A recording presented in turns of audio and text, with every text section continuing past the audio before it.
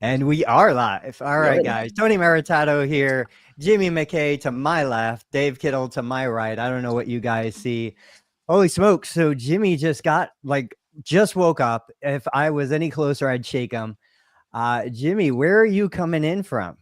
I flew in from Salt Lake City last night. The plane got in at like 11:30. I got home at like 12:30. It's So like I'm the good old days. man, yeah. I mean, it was like, and of course, it was. I was flying into a small little airport. I flew into Westchester, Dave, like small little airport because it was closer than like LaGuardia and stuff. But Nice. cross country flight takes a lot out of you. All right. So I missed the last episode, but I heard Jimmy was talking about a topic, and I heard he didn't tell Dave the main detail, but then I saw it on LinkedIn. Dave, did you catch Jimmy's announcement on LinkedIn? I did not. Let's hear it. Yeah, so we talked all about revenue cycle management, which, I knew about a little bit. And then over the last 10 days, I started working for a company called Athelus. And I had heard about them. I did an episode with them, I don't know, maybe 8 months ago. And they taught me about revenue cycle management. They did the real high level. I mean, you can go real zoomed in. So I was out in Salt Lake City where they're partially based, learning like as much as you can about revenue cycle management. In 10 days before we hit live, I was like, Tony, have you ever heard of a company doing an onboarding for 10? I was like, must be a typo, 10 days. And it was 10 days. So I think Dave would be interested in this. I know I am. I like to look at what are other businesses, other industries, what's everybody else doing that I can borrow from, learn from. I guarantee Dave does a more detailed onboarding than I do. I was just listening to completely opposing viewpoints this morning. So I went for a run. I was listening to Gary Vee, and then I caught who's the guy with your why, understanding your why? Simon Sinek. Okay. So Simon Sinek talks about, you would never fire your mom. You would never fire your brother. Why do we immediately fire an employee when we bring them on the team? That perspective always makes me uncomfortable. Gary is like, if Todd's doing a bad job, fire him, get him the heck out of there, fire quick, hire slow. I think anything works, but a 10-day onboarding, let's hear about it. Like, what were your takeaways? Top 2 or 3 takeaways? Well, I mean, I'll go through like the high level. Like day one was like, let's get to know you. Let's get to understand the organization. Like, let's breathe a little bit. It wasn't so much like come in and let's, nobody was coming in hot. So it was like, here's where we started. Here's like the history of the organization. Here's our why. They played a video. They played, I don't want to reveal too much, but they did play a little bit of a video of that video of Simon Sinek, which is his golden circle. What do you do? How do you do it? Why do you do it? Right? Getting closer to the circle. And they were like, we need you to understand our why. So I'm working in partnerships, which is a little bit like a mixture of like marketing, communications, sales, like all those things, like explaining things. So you need to understand that if you're going to talk intelligently about that. So that was like day one. Then we got into, pain points. Like, what is revenue cycle management? How does it work? Like, let's get to all 26 steps of revenue cycle management. I'm sitting there in the room, and all I want to do is create a video that looks like Schoolhouse Rocks, how a bill becomes a bill. I'm like, how does a claim get paid? Like, I'm like, man, this would be kind of interesting to do in a cartoon, like, fun little format to see how it is. And like the big takeaway is you're outmanned and outgunned. I mean, in terms of third-party payers, are using automation to deny claims without reading them. And the stats that come up with it, and we're always told, like, don't rely on stats, but 65% of denied claims never get resubmitted. 65% of the time somebody does something, a PT, a nurse, a doctor does something, it gets denied, and we go, all right, I guess we're going to move on. And the other stat is, even when you do resubmit, it costs you $25. So let's say you submitted for $100. You actually are not one of the 65% to just sit there and let it go. You actually resubmit. There it is. You submitted for $100, but it costs you $25. So even if you get your 100, you're only getting 75. So Athelus, using artificial intelligence, and other companies do this as well, are just saying, great. Well, we're going to use AI and automation and these things to because they're using it. So I look at it. Remember the cartoon Spy versus Spy in Mad Magazine? You got black spy, white spy. Look at it like that. Well, I'll see your automation and I'll raise you automation, and we're just going to keep upping the ante. So that was 10 days in a nutshell. I mean, there was more than, that was a lot more than 10 days, but that's what we were learning, the intricacies of all these different things.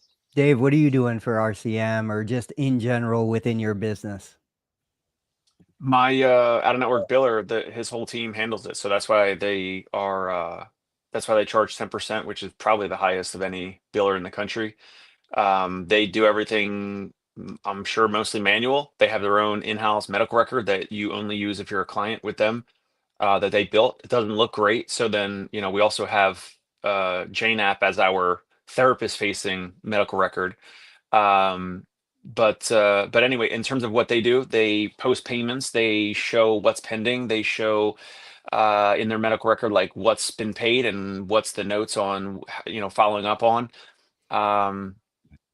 I mentioned this to Paul Singh and Adam at Strata a while ago when I had a Zoom call with them, and they were like, "Yeah, we can't do that. Like our system doesn't do that. Like Can't do what?" So Strata, like I presented, here's what my biller does. Can you guys do this? And they're like, "Oh no, that's like way boutique. Like that's like way high touch." Because my biller tries to find the allowable amount of every out of network insurance plan. So some of the allowable amounts might be $134. Some are, $247. Like every plan is different. So we want to find what's the allowable amount to legally or ethically, maximize the coding and the billing and all that type of stuff. So what do we do? I don't know. I mean, he handles it. The whole team handles it, the billing team. So that's who I use. Yeah. And I think this is a great example of, different scenarios require different touch points. Before we came on today, I grabbed a couple notes because I was going to talk about like the idea behind self-checkout versus a human cashier. When would you want one or the other? I ran a poll on LinkedIn real quick because if I've got a couple items in my basket, I just want to go self-checkout. But if I'm looking to figure out what wine do I buy for this dinner that I'm preparing tonight, I need a human to help me with that. Yep. At Dave's level, at my level, I'm like you. It's easier to just have a human look across a handful of claims that are causing me problems, identify, okay, this Aetna Medicare Advantage has a 5% coinsurance on the 20% that Medicare doesn't pay versus this Aetna plan has a 20% coinsurance. They're two Aetna plans in the same geographic area, but they're different plans, and so at scale, technology is amazing. What I find interesting about what Jimmy is going through, my understanding was there were maybe federal laws or something passed that payers couldn't use AI to identify and automatically deny or reject claims. I thought that was a law that had passed, but I know providers are using AI to optimize claims to improve payment rates. I have no idea. And for the record, I had never heard of RCM before 2 years ago, maybe. Really? 2 years. I was like, what the heck is RCM? I start getting all of these messages inbound from RCM companies. And I was like, what? And then of course you figure out, okay, revenue cycle management. But even within that, like in my world at my scale, it's just not a thing. I would do it internally, manually. Right. So yeah, if you're going to learn about it in business school away from healthcare, it's when you do something on Monday, how long does it take to get paid for that thing? There are some industries where you get paid on the spot. Actually, maybe you get paid before the service or the product is delivered. And ours is convoluted beyond measure. And a lot of people, I think Jamie Schreier has a great line, which is like checkbook accounting. Jamie's like, I had this thriving practice, and if you asked me if I could make a purchase or a hire, and what I would be like 6 months from now, he was like, is there money in the checking account now? Then yes, I'll make that purchase. And it should frighten people because you don't know. One thing that you can do with automation and AI is you can look at individual payers. Now you could do this with a team manually. It just takes a while. If you can somehow automate this almost like a spreadsheet or like a spreadsheet that thinks, you can see which are the accounts, which are the third-party payers that are either not paying up to up to par or paying too slowly, right? Not getting paid at all, or not getting paid enough. Those are two pain points. Getting paid slowly is not fair either. We have an agreement. You're going to pay me on time because I got people waiting for me. I got therapists. I got a landlord. I've got other people that I owe money to or I want to expand. That's not fair either. So that's another component to knowing cash flow or where things are coming from is important. Now, So Tony, you don't have any of this, like when you're chasing down claims, things that get denied, they ask for more billing, more coding, whatever. Like you guys haven't had any of those issues over the past 5 or 10 years. Like you don't have any issues with collecting, like something's denied and you know for sure, like the coding is proper, it was submitted in a timely fashion, the notes are there, like everything, referral, prescription on file, if it's required, a signature, POC for Medicare, whatever. Let's say you have everything covered on your side. You have not had any denials, not any issues of any of these claims over the past couple of years? I'll tell you, it's less than 1% of everything, like significantly less than 1%. I'll tell you that in my area, we have a handful of payers and we have all the majors, right? So United, Humana, Aetna, MedMutual, Blue Cross, plus Medicare, Medicaid, and managed care plans. And we have workers' comp. Okay, we've got a shit ton of different payers, but we have streamlined it effectively enough. We've put in the work on our end that no, we really don't get situations where there's like a denial, a non-payment, a rejection. I want to say it's because we created systems that prevent those mistakes from happening before they happen. They used to happen. They just don't happen anymore, And so we have manually automated systems that prevent that from happening. Now, I'm not going to say it produces the best result. I'm not going to say it produces the highest income available, but it's like I will sacrifice maybe higher reimbursement to minimize inefficiencies.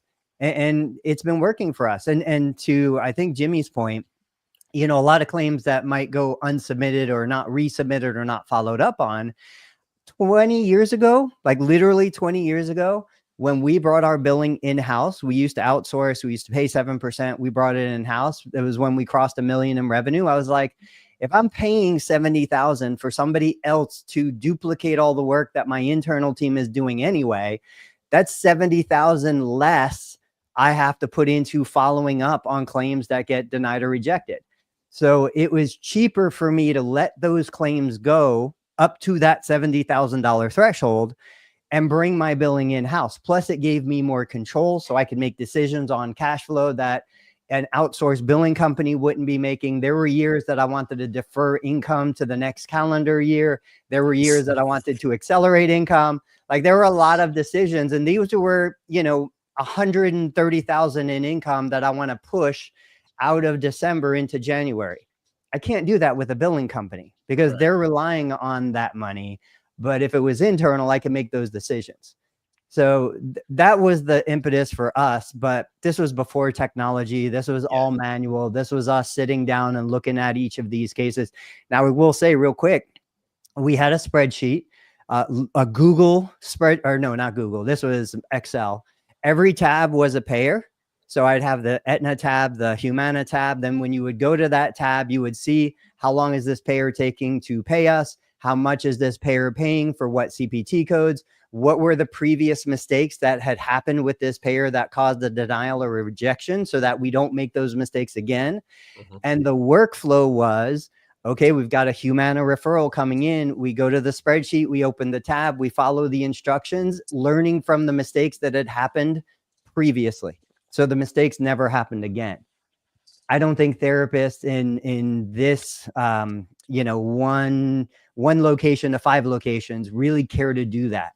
They just want to treat patients. They don't want to spend time geeking out on spreadsheets and figuring out these systems. I mean, respectfully, like even with, Jimmy in this company in this new role, like I wish that these companies didn't even have to exist. I wish it was just I wish it was just easier for therapists to be paid. And I mentioned on the last episode, and Tony wasn't with us, it was just Jimmy and I. And I was saying, like, it's so much easier to have a credit card on file for a patient. They have already signed, they already agreed the dollar amount. The visit happens, their card gets charged. We send them an email receipt. Their money from their bank account hits our bank account in like 2 or 3 days. That transaction is settled. It's final. And as long as you're not doing anything wrong by the patient, they're not going to do a credit card chargeback like the way that these insurance companies do all these recruitment and whatever. And I know Tony's going to say, well, it's because sometimes these billing practices or your whatever bad coding, whatever, Medicare calls back money. So, okay. But the transaction between myself and a self-pay patient is settled regardless of how many minutes we were there, regardless of how good our clinical note documentation was, as long as the note is the sufficient minimal standard for the state practice act or whatever. It's crazy that there's 26 points for revenue cycle management for this claim, like the bill on Capitol Hill floating around, ping pong in between all these parties, and this 26 point revenue cycle management. Anyway, that's why it's so expensive. That's why healthcare costs so much. That's why it's so inefficient. And walking into the garage before I got on with you guys, the thought that came into my mind that I knew I was going to bring up was, look, I'm a biller that does physical therapy. I'm not a physical therapist that also does billing. I'm in the business of helping patients turn their insurance benefits into revenue, into reimbursement, into whatever, cash. That's the business that I'm in. You're not in that business. You optimize for the business that you want to be in, which is direct to consumer, delivering an amazing experience. I'm not in that business, but we both call ourselves physical therapy, which does bring me to another point that I want to get your guys' opinion on. Jimmy, Here we go. Perfect segue. Here we go. I shared this on a post. Have we outgrown the profession? Are we living in a bubble? The three of us here, there's 21 viewers right now listening to the stream. Like, there's 248,000 or however many licensed physical therapists out there. We're so stuck in this bubble that, we can't even think of the other 50% at the bottom of the profession who don't give a damn about what's happening, what's going on. They don't want to hear anything about being better. They don't want to do Con Ed. They don't want to learn. They don't want to improve. They just want to survive the day and then get the heck out of the skilled nursing, the acute care, whatever setting they're in. So my question to you guys is, just like Dave illustrated, did we outgrow the profession? Are we still going to try and waste our time lifting, quote, physical therapy out of where it used to be? Or can we just move past it? Can we come up with something that's more comprehensive or reflective of what we actually do? Jimmy, what do you think? Well, I feel like we've had two different conversations or two different big topics that maybe this is joining, like Voltron. One, which is, are we more limited? Are we more handcuffed by a license than without?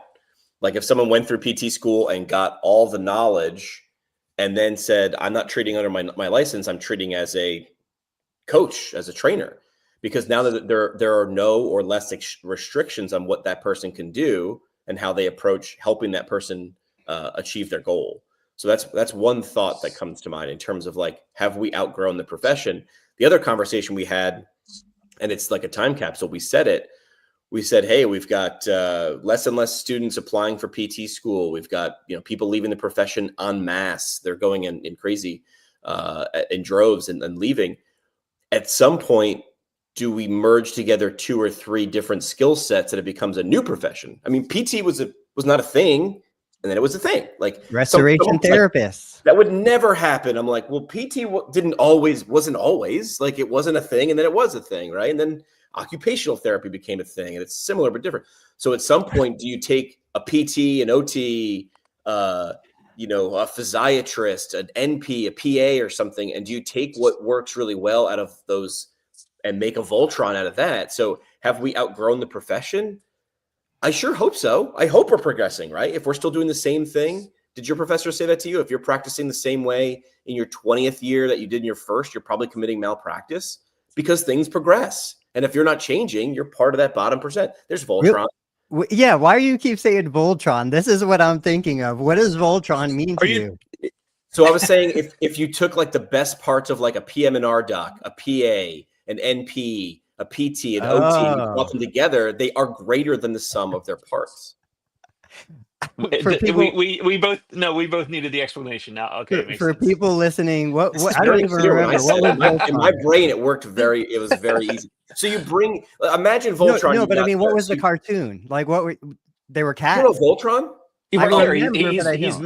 made of different parts. That's Jimmy's point, So right? Voltron was 5 lions. So left leg, left arm, right arm, and the torso and the head.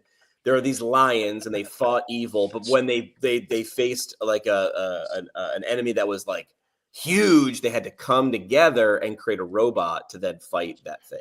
And they were always like robot sized. Got it. All right. I got the contrarian stance on this, like usual. We have not outgrown the profession. We have outgrown the third-party payer system. Okay. But what does that mean? Now, what is it? Right. We meaning anyone that wants to pay therapists, keeping up for inflation, retain therapists, pay them a livable wage in most major metros. I mean, dude, it's crazy that like you see these posts in Tony's group and Learn Medicare Billing, all these other groups, like looking for a Medicare therapist here, looking for a Medicare therapist there. And it's like in 10 years, you're still going to be paying a therapist the same $65 an hour or 50 or 60 or Luna PT. How long in 10, 15, 20 years can they continue to pay therapists $70 a visit or $80 a visit and Medicare is going to pay $108 to $120 per visit?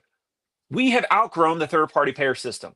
I don't think we have. I think we should have, but the system persists. So until we change culture, it's getting compressed, and it will only continue to get squeezed.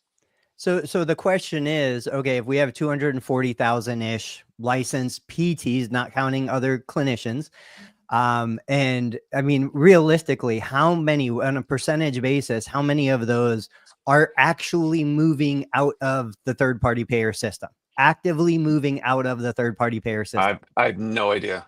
I don't know. Less than 1%. I gotta think. So this is where I would say 25%.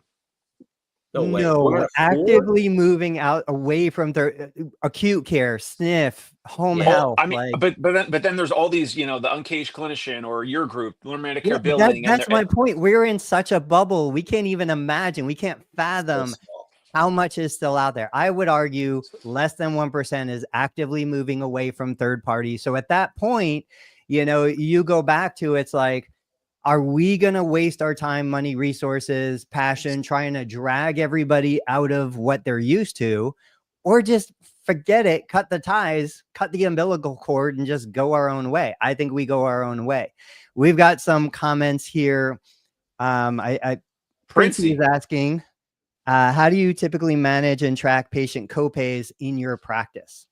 So Dave doesn't have this issue because he just gets paid, right? There's no copay, it's just pay. Well, if we're taking the out-of-network insurance benefits that we're using that biller for, we pay the biller 10%. We are tracking copays, so we track it.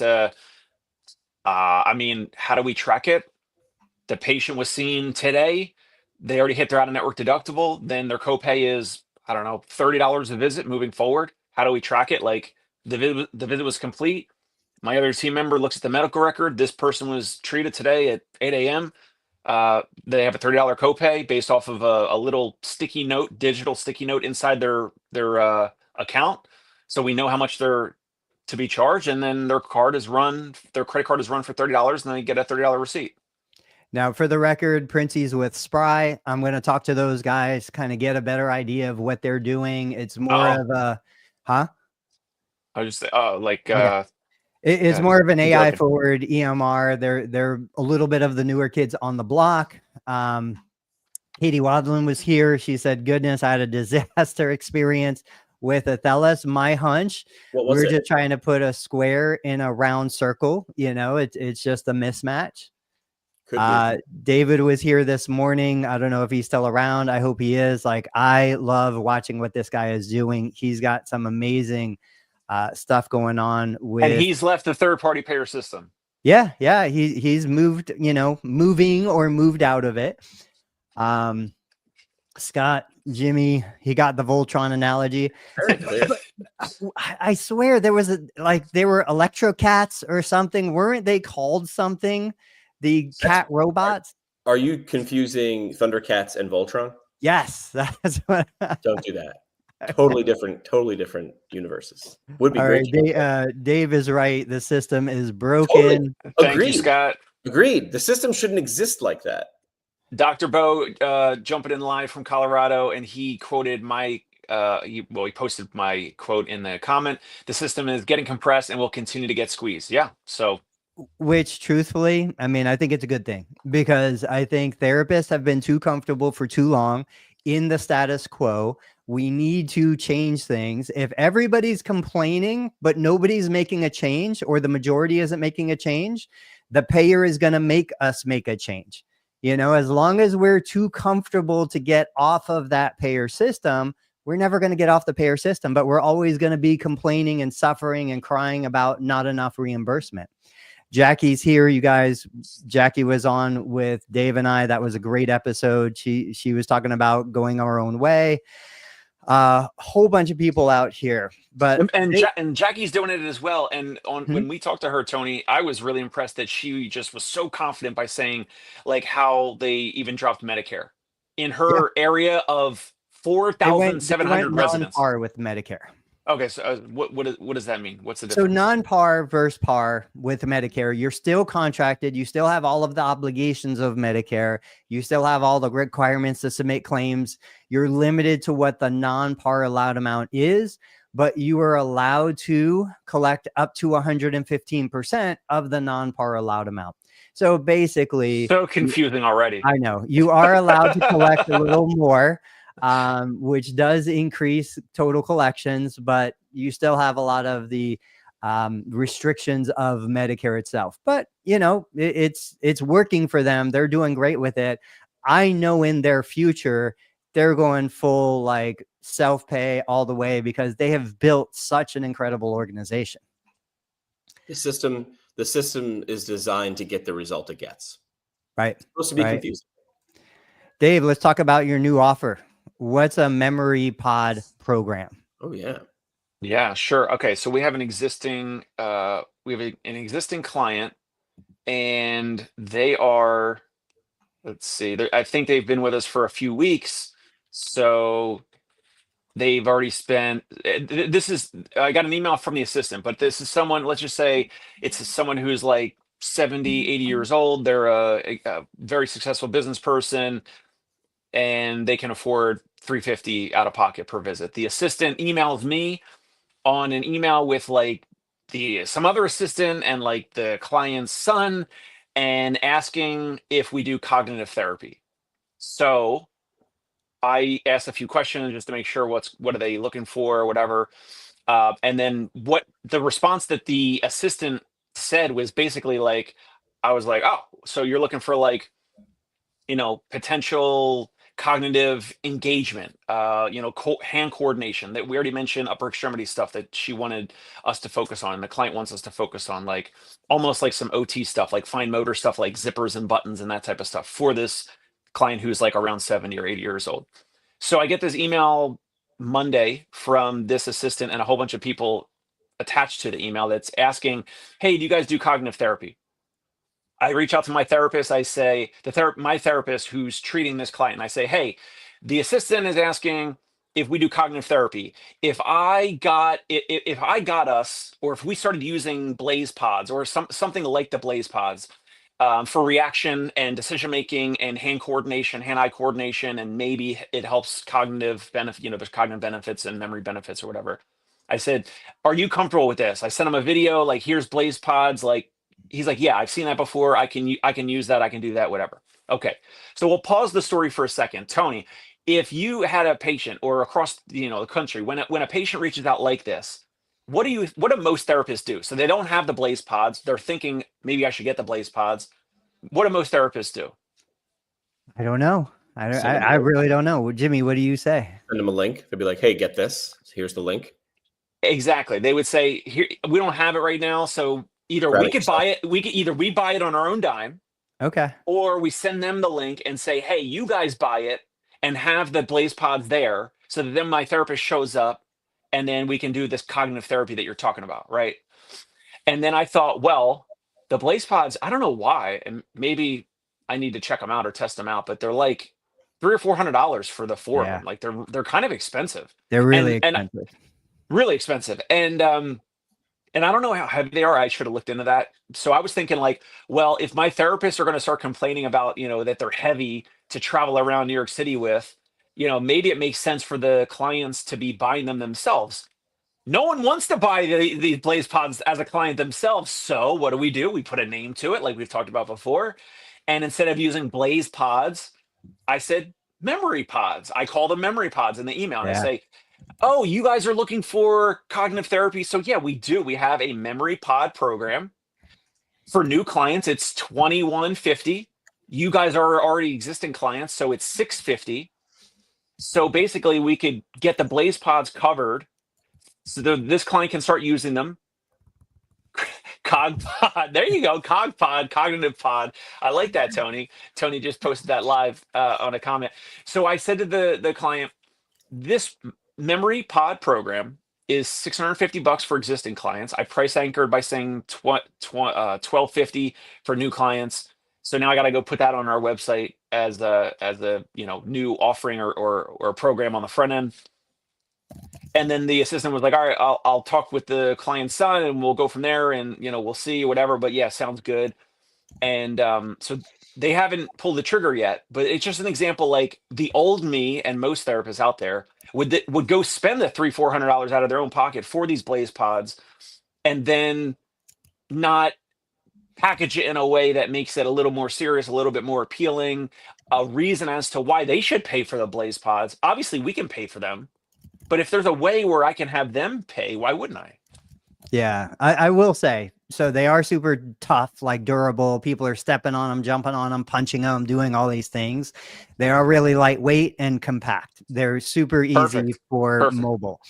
That being said, when I see the pricing, I'm surprised, but like most product companies, there's always discounts and things like that. Here's what threw me off. You said pod, and for some reason in my head, I was thinking there used to be something like a metabolism tester. You would literally get into this. Yeah. The bod pod. You get into this thing that looked like an egg. And I was Google searching, like, what is he talking about? So first you said cognitive, which immediately shuts my brain off, because I'm like, I'm not going to do anything with cognitive. Then you said pod, which then again shut my brain off a second time, because I was thinking this huge egg. Okay, everything makes total sense. Now, my program, what I'm trying to do with them is I do want the consumers to buy it. I do want them to use them at home. I want to create the online version. For me, it would be total knee replacement specific or gait training. But the whole idea would be, yeah, we get the consumer to buy it. It's home exercise equipment. They use my affiliate link, which I shared here, which gives me a commission on the purchase. And then I generate video content on a daily basis to give them new stuff to do every time. It's not direct one-on-one care. It's not billable physical therapy. It is, here's how I use the Blaze Pod in my business and my practice. You guys can use it like this too at home. All right. Well, so now that you understood it was like Blaze Pods, does it make a little bit more sense now? 100%. Yeah. And just like, are they that heavy? I mean, no, I've seen them, right? But like, so I guess my question would be, so wait, how are you rolling this out? So you're saying, hey, for this program, you pay X, you get a set of pods, and you're going to get X number of visits. It wouldn't be better to buy a set of pods for each therapist and sell that, so that or do you like the leave behind? Like, listen, if I'm here twice a week, I still like you having the tool to follow up with what my therapists say. So when I emailed the offer, I didn't say that we're leaving them behind. They are paying for us to buy the first set of Blaze Pods. Then my therapist takes them, and he can also then use them with other patients. Oh, okay. Is there also an option for them to buy Blaze Pods through you to do this thing that they now love doing and feels good for themselves or their loved one after, and then this way they get an affiliate link? I just made it simple and said, like, here's the program. it's this much for new clients. You guys are existing clients, so it's this much.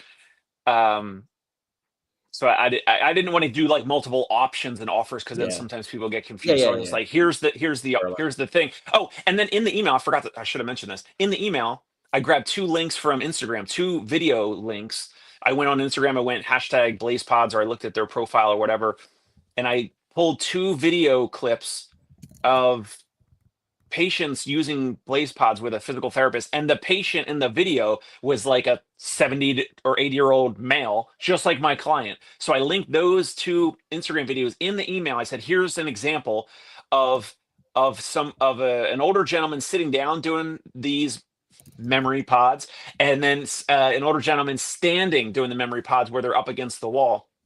And then I said, Mr. So and so could do this in a seated position in a chair or standing, because the person has mobility deficits. I haven't met the patient directly, so that way there's no balking on like, oh well, he can't stand for that long and do it. So I'm like, here's an example of a video of someone doing it sitting down, a video of them standing up and doing it. They click on one of those or both of those links, and they'll be able to see like, okay, here's the actual item, the actual pod thing that happens to be the blaze pod, but I just renamed it. That's all. So this is where the snowball starts rolling down the hill, right? So Dave got this inbound message that sparked an idea that started to get developed. Now you take that, and really the first thing that I would think is, okay, so there, and I know exactly the videos that you're talking about, but then you're like, hey, let's create more videos like this. So you talk to somebody who's, maybe already got them or want to get them, or you guys create them. You start putting that content out there. Then you say, well, shoot, if I've got all these videos out there, I could start doing, now maybe not you, but somebody else, RTM, because through RTM, whether I'm using Sarah Health or any of the other RTM platforms, I can include the link to the video. So, I've got the revenue coming in from the RTM. I've got the revenue coming in from the memory pod program that I'm doing. I've got the revenue coming in from affiliate income if the client is buying their own devices. I've got YouTube revenue coming in. And then if one of these kind of hits and all of a sudden now you got 1,000 views, now that piece of content has proven itself to be valuable to viewers. Now you grab this stuff, you put it into a digital course, and now you've got this digital product that people could use. It's like this is the framework that works. And it all starts with this little inbound message that came to you. And I was like, hey, Dave, do you do this? Well, no, but maybe it's worth exploring. I think the example of 2 of you not understanding Voltron is a really, really good paradigm, because Dave saw something and Tony read it and saw or thought of something completely different. It was like, I don't even understand what you're saying, or I understand that and they see this and I'll raise you this. I think the answer probably for Dave is do exactly what he's doing right now this way. And when that's rolling so well, then iterate on it, or then go ahead and yes and that. Now let's take this into marketing. So Dave, what are you doing in regards to physician marketing, letters, referral pads? And I know people think referral pads don't work, but I guarantee they do. What are you doing now? Yeah. So I spoke with a week or so ago. I spoke with a colleague that previously had an out-of-network practice that that he scaled to multiple locations and $4 million in revenue. So I was saying to this colleague, I said, I spent a lot of money on Google Ads in February. I said, these physician referrals, like they're not predictable. Google Ads and paid ads are more predictable because you crank it up and you get more leads and you you typically get more conversions and all that. And he pushed back and he's like, wow, I built a $4 million business on physician referrals. So he's like, what do you mean they're not predictable? I'm like, they're not predictable. He's like, tell me what you're doing. And then he's like, oh yeah, you're not like really marketing to physicians. So like here's what you should do, or here's what I would do. Here's what I used to do. He goes, what's your plan around physician marketing? And I'm like, oh shit, I don't have a plan. Like I don't have an actual like game plan, meaning like, okay, you get a current patient, like we have current patients, and he goes, all right, so your current patients, do you have a spreadsheet of all of your current patients or past patients, all their primary care physicians, all their neurologists, all their physicians. And I'm like, no. He's like, well, that's where you start. He's like, you make a spreadsheet, or take it from your medical record, whatever, all your physicians from all of your current or previous patients, and you send them a letter on, concierge. Here's my my paper card, a little thank you note. Inside is like the little signature, and then I can write in it. And he goes, write those physicians and say, hey, Dr. So and so, we're treating your patient, our patient, share patient, Tom Jones, whatever. We're working on XYZ issues. Look forward to keeping in touch or collaborating in the future, or let me know if you have any questions, or we'll reach out if there's any red flags or any, things that don't add up and they need to be referred back or whatever. So sending a paper letter to a physician that has no idea you exist to get out of obscurity. So that's one way to start. And then obviously, calling in, the whole normal thing, calling in, trying to, speak with them, drop off pens. I don't have them handy, but we have pens. And then we have the referral pads, right? So I just dropped one of these off on Monday of this week. This is now this is not like Tony Maritato's. This is not where we list every practice in the area, which is a great strategy. We talked about it before. This one is specifically for us. I emailed other concierge practices. One, for example, they got back to me on Monday or Tuesday, and they said, we don't use these. I sent them an email and I said, hey, some physicians love these, some physicians hate these, or some physicians use these, some physicians don't use these. I'm not sure where you guys are at, but would Dr. So-and-so, and I'm messaging like the person who's my conduit into the office, the one of like the main people. Yeah, one of the office managers. So I said, hey, does Dr. So-and-so use these or not? Like, I know some physicians like these, some physicians don't by now. Some offices are 100% digital, so they're not going to want these. So I just need to find out like who might use these. So the one concierge practice that I was talking about, they're like, we don't use these at all. You're on our list. If there's patients, we're going to send them to you. Don't worry. Like, thanks for asking, but we don't use these at all. Okay, cool. We move on from that. But then my buddy who lives nearby, that's a podiatrist, he lives 3 blocks away. I could have walked this over to his home. Of course, I didn't do that. What I do is I bring this physically into his office so that I make sure it's on his desk. And he said, this was Monday. Now it's Thursday. He goes, I'll probably have some referrals for you this week or next week. And this makes my life easier.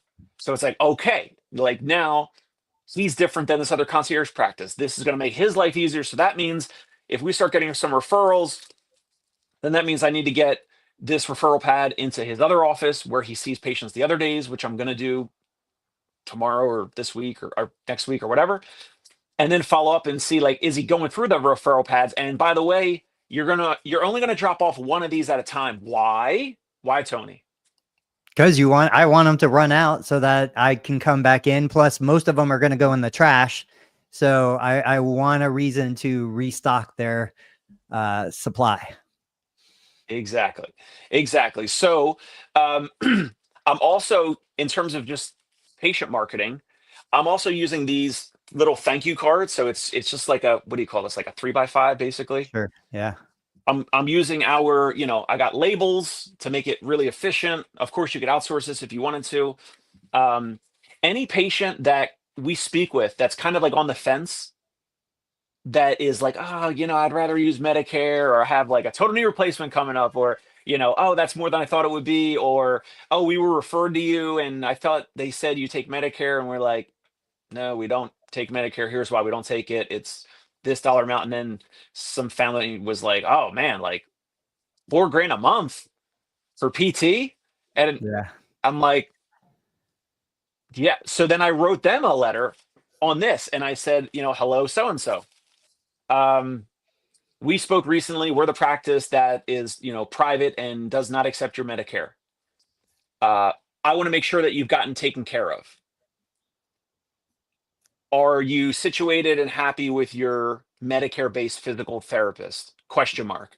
If not, feel free to reach out anytime.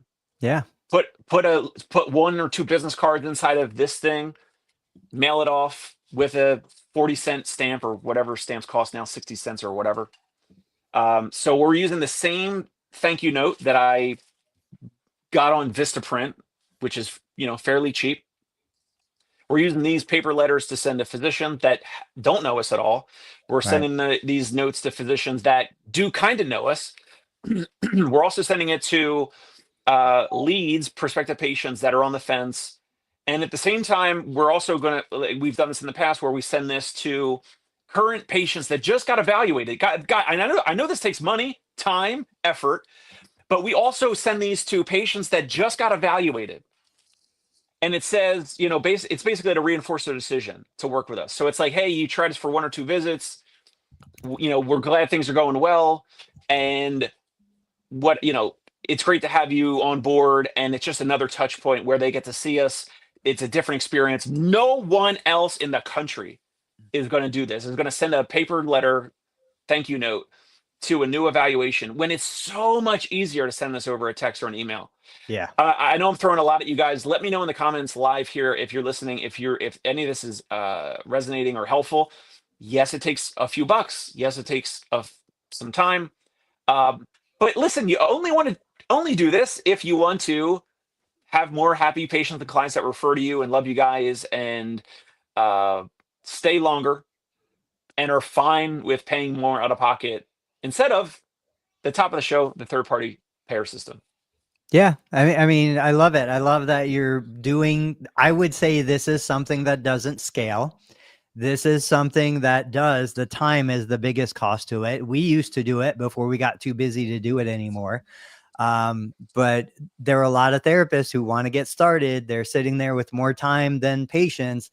This is the kind of stuff that they should be rolling out 1,000%. Now, Jimmy, you might not know yet. Does Athelis have systems in place to manage physician referral relationships or anything like that? Not that I know of. Yeah, I don't know. Yeah, so what we're trying to do, so I should say not yet. Or if we do, I'm not working there yet, and there's some reasons I can't say. Yeah, yeah. Stephen Dunn, of course, he's been sending notes after evaluations. I mean, there are people doing it. There you go, Stephen. And that's why that's why he's been successful. It's not a lot of people. I can't imagine it being a lot of practice doing it. Which strategies, Scott? Scott is saying, Dave, if you really want to be unique and successful with your marketing, use Chris Voss's strategies. I like everything Chris Voss says. Which ones do you think? Which ones are you excited with? Well, I mean, Chris Voss's strategies around, like, Scott, you got to give me a little bit more details there. Are you talking about like the questions? Yeah, that's like what I'm asking. The framing of the questions. Yeah, Scott, give us a little bit more. Like, I'm trying to think of Chris Voss's questions that I could put in one of these letters to a physician, and it would be like, would it make sense to send us more of your patients? Like but that sounds almost like Tony's laughing. Like that almost sounds too like I'm trying to game you. Like I'm trying to like mess with you, right? Like I'm trying to like it's maybe too much. I'm trying to think what else Chris Voss, how else could you use Chris Voss's strategies in this? I think would you be against sending your patients to the best to the therapist? No, you can't. No, you can't say that. You can't say the best though. That's the thing. I can't say you best. can say, would it? Listen, I've used the Chris Voss questions over text or email, and prospective patients, as smart as the average IQ is here, maybe in New York City, in my guesstimation, like some people say like bad idea. They reply and they're like, it would be a bad idea. Like sometimes the Chris Voss stuff, I think maybe only works best over phone or in person. 15 years from now, I want Dave to come back and fill us in because he's going to be using the Chris Voss stuff on his son. When his son is wanting to do things, he's going to be reverse engineering all of that. Oh, I'm already. There was some book years ago from Dr. Spock. Something that I remember. It was, the title was something like it was like don't tell your kid no. It was a different title. It was like how to not say no to your kid. So like I'm trying that, and the best I can come up with my son when he's grabbing something that he shouldn't is I say, hey. That's all I got so far, but that's not saying no. Scott, let me know in the details what are or in the comments below. I'm trying to think of some other Voss well, examples. let's turn the corner. We're coming down to the end of the show. I'm going to ask Dave specifically. I think Jimmy might have seen it. Did you see the clip that I shared on LinkedIn of Angie from Apex at Alex Hermosi's live event? I don't think so. So that was the video that Will Boyd shared with us, Tony. You and I. Oh, I totally didn't make that connection. Okay. So that Will Boyd didn't even say her name. He was just like, hey, there's a physical therapist asking him a question at, and by the way, Hormoza, they charge like $5,000 for that workshop for like a day or two. Yeah. But you know, and you got to fly to Vegas to their building. I did not see your post, Tony, but I did listen to her video. So yeah, if you want to play it. Just a super quick clip. I think the audio will play. It's just 16 seconds. Health and wellness, so basically physical therapy, personal training, 35 to 45-year-old athletes is the avatar. We do about a little over 3 million. The biggest thing that's stopping me, we have a huge shortage in practitioners. To give context, there's about 16,000 open positions. Okay, that's all that. I recorded the full 5-minute clip. Now, for context, and this would drive my wife crazy. You're right. Will Boyd shared that with us. It totally didn't click in my head. That was originally aired, I think, a couple weeks ago. I remember hearing it and thinking, oh, it's a physical therapist talking to Alex Hermosi. It didn't make the connection of who it was. Will sent us that message, and I was in the middle of a bunch of stuff. So I don't even know if I replied, but I know I saw it. Then you didn't reply. Yesterday, I'm laying for my 3 p.m. nap, and this is my routine, guys. So 3 p.m. before the kids get home, they usually roll in around 3:30. I put my phone on my chest. I close my eyes on the couch, and I know I'm going to get a 15-minute nap in while I'm listening to something. And I realized who was talking in the video. So I listened to the full clip. I grab it, but Alex Hermosi echoed what we have been saying forever, which is, look, at one point, yes, you are the therapist treating the patient. The patient is your target demographic. Then as your business develops, the patient is no longer who you're serving. You now become the owner of the business who is serving and trying to attract clinicians. And that's what Angie and Alex were talking about. It's like, okay, the target is not the patient anymore. She's doing 3 million in revenue. I think it's one location. They're building a new building. They're doing all this incredible stuff. But now her target is, I need therapists. And so Alex said, and I think there was a miscommunication. I think she meant to imply a therapist generates 350,000, but it sounded he asked for the profit, right? Yeah, it sounded like a therapist generates 350,000 in profit. Maybe that's what she's doing. I don't know. Regardless, I just saw a speech language pathologist say, hey, I'm struggling to find other SLPs. What if I charge $10 more an hour to take that $10 from the patient and use it to pay an SLP $10? And I'm like, $10? That's $10? It? Like, what are you talking about? Yeah, exactly. So the point, and we'll save this for another episode. The point is, if you take the emotion out of it, if you take all the biases away, and okay, I can hire a clinician tomorrow and they're going to generate, let's say 100,000 in more revenue than they cost me. I'm not going to say a profit, but I'm going to say 100,000 and more revenue than they cost me. That's $100,000. You're going to offer them $10, $20. Like, it's a drop in the bucket compared to what they're actually bringing you. So why are we not seeing salaries jump 20,000, 30,000 instead of like 10%? Because of the third party payer. We've talked about this, a full loop from the beginning to the end of the episode and onward. I agree. I agree. Jimmy, what are you thinking? For that particular situation? Anything. I mean, listen, this is the situation we're in now. If you'd like to change culture and the entire system, have at it. But if someone is looking at how do they make payroll tomorrow or 6 months from now, changing the system is impossible. Now you can go outside the system, and that is like flying without a net. 100% think that there are people who are doing that now and 6 months from now and 6 years now who will be. There's a different way to do it within the system until the system change. Yeah. All right, guys, let's wrap it up. What are the parting shots? Mine, just real quick. I think we've outgrown the profession. I think this little bubble has outgrown the profession. We don't need the restrictions of licensure. It used to be an ATM. It is no longer an ATM. There is no benefit to licensure anymore for most of the people listening to this show. So that's my take on it. And I'm not going to waste my time trying to drag the rest of the profession up.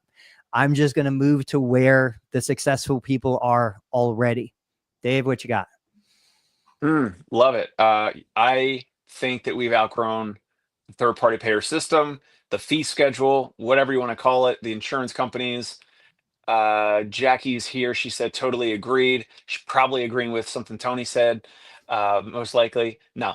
But yeah, look elsewhere. Got nothing to sell you, but it certainly is possible in a lot of metros and a lot of states, and even Jackie in a small Ohio town charging out of pocket for physical therapy performance related services. So sky's the limit. You gotta put a lot of effort into stepping into it and growing into that.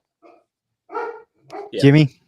Yeah, the system produces the results it's designed to produce. Like if you don't like the results, then either change the system or change which system you're in. And you are free to make those choices. Now, with those choices come pain points, right? The sky is the limit, but I've never touched a cloud. Like I could figure out how to get up there, but I decided to just go through someone else's system and get on a plane. I will be getting on a plane again next week, and I will look just as beautiful as I am the next morning when I get off that plane. But I'll be in Denver. I'm going to do like we used to do as pub nights back in the day. I'll be out in Denver for some work. And Thursday night, if you want to, I don't know, shake some hands, learn some strategies from colleagues in Denver, make some connections, maybe hire a therapist or whatever. We're going to have the location and the time. My buddy David from PT School is going to pick a place for us to hang out and meet up for a couple hours. So we'll have that information pending. Awesome, buddy. Well, we are done, guys. Go check out the Dave Kittle Show on YouTube, the podcast. Go check out PT Pinecast. Follow Jimmy's journey to see what he does next, and check out Learn Medicare Billing. We will see you guys next week, Tuesday, Thursday at 8:30 a.m. Eastern.